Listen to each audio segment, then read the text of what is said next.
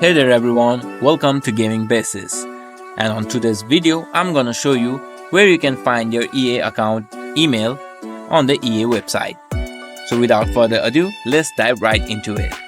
Now first thing you need to do is open up your browser and type in ea.com.